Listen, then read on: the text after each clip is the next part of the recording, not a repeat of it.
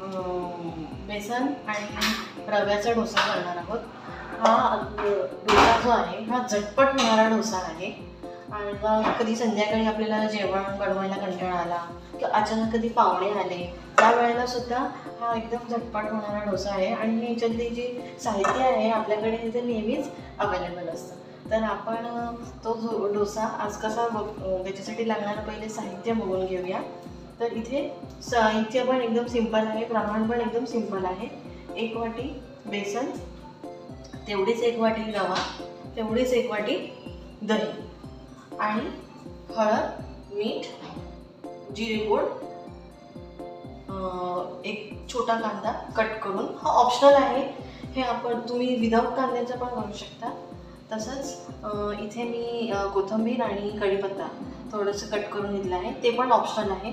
तुम्हाला अगदीच काहीच करायचं नसेल, फक्त तुम्ही एवढेच जिन्नस घेऊन सुद्धा, एवढेच आयटम घेऊन सुद्धा तुम्ही हा डोसा बनवू शकता। तर आता आपण हे जे सर्व मिश्रण मटेरियल आहे हे आपण एका मिक्सिंग भांड्यामध्ये काढून घेऊया। तर पहिले सर्वात आधी बेसन, नंतर 1 वाटी रवा, नंतर मग 1 वाटी दही। आता आपण हे सर्व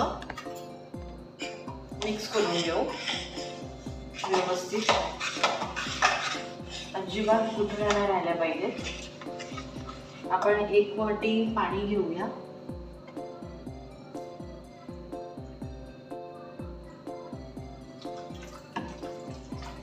आणि हे थोडं थोडं करत आपण त्याच्यामध्ये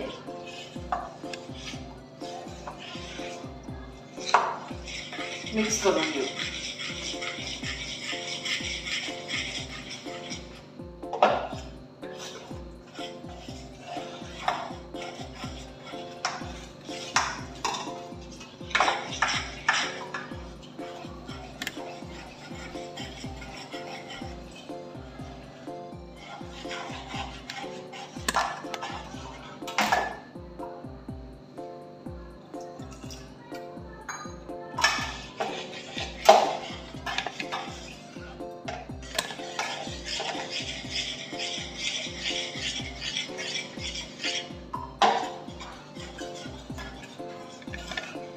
त्याला काय फर्मेंट होण्यासाठी पण काय ठेवायची गरज नाही, डायरेक्टली आपण हे करू शकतो। फक्त एवढंच की थोडा रवा भिजेपर्यंत आपण ह्याला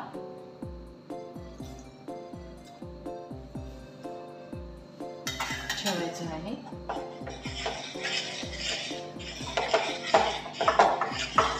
अशा प्रकारे हे आपलं याच्यामध्ये मिक्स बऱ्यापैकी झालेलं आहे, तुम्ही बघू शकता त्याची कन्सिस्टन्सी।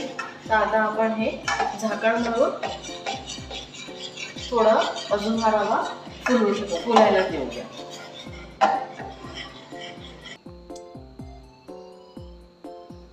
आता आपण हे पीठ बघू, व्यवस्थित रवा फुलला आहे, एकजीव झाला आहे, तुम्ही बघू शकता। अजिबात गुठळ्या नाहीये, छान सगळं असं एकजीव झालं आहे। आता आपण ह्याच्यामध्ये कांदा,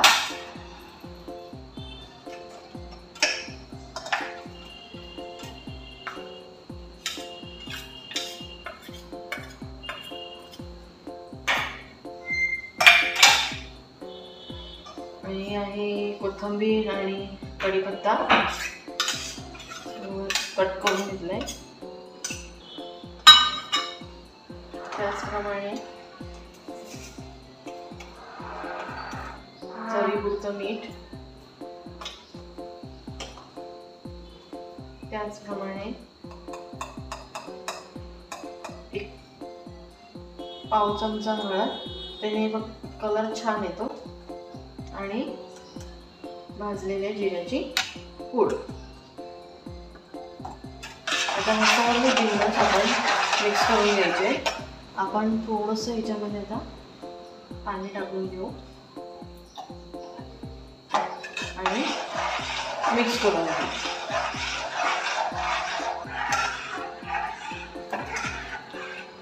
तुम्ही बघू शकता अशी कन्सिस्टन्सी आहे। डोसाची जशी कन्सिस्टन्सी असते तसं आहे हे.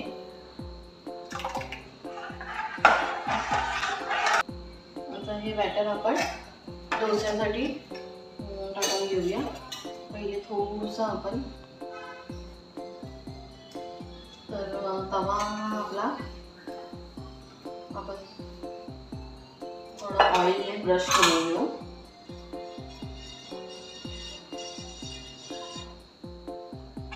त्याच्यानंतर आपण हे जे बॅटर आपण केलं होतं त्याच्यावरती स्प्रेड करून घेऊ.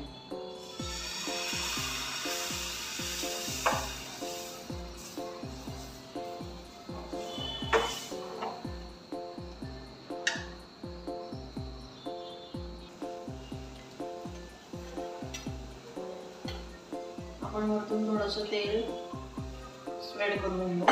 तसं साईडने पण थोडंसं तेल स्प्रेड करून घेऊ आणि नंतर आपण हा डोसा फ्लिप करून घेऊ.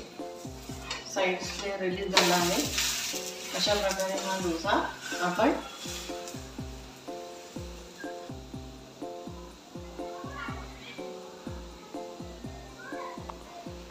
फ्लिप करून झालेला आहे. तर तुम्ही बघू शकता. आता आपण परत बघू. दुसऱ्या साईडने व्यवस्थित असा हा खरपूस भाजला आहे.